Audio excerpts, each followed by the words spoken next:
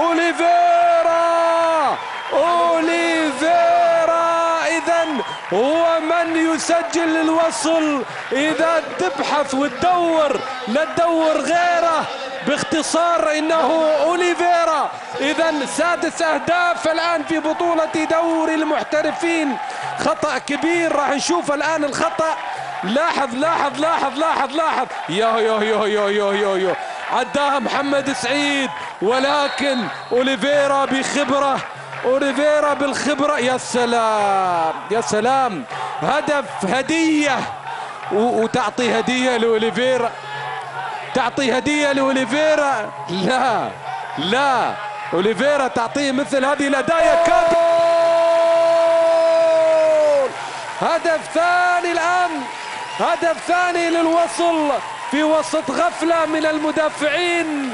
يسجل دوغلاس. إذا ثاني أهداف الإمبراطور يسير على الطريق الصحيح، الإمبراطور يمشي على الطريق الصحيح. لاحظ خطأ أيضا، خطأ عدم تمركز جيد من قبل المدافعين، ويعني عدى على راحته وسجل. برافو برافو برافو. الذهب يبقى ذهب، والوصل يسير بشكل جميل في بطولة الدوري.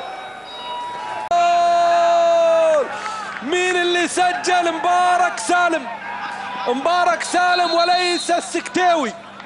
لاحظ الآن، لاحظ شوف لاعب هداف قبل ما يدخل، قايل لكم هذا اللاعب هداف بالفعل. شايف عدت، ولكن لاحظ مبارك، يا سلام، أرسلها قوية بالفعل، زاحفة، وهدف تقليص الفارق.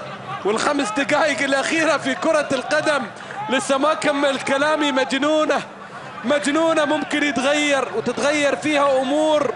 ولكن يا الغرايري، عندك لاعب مثل مبارك سالم حبيس دكة البدلاء. شايف هنا هدف لهذا اللاعب.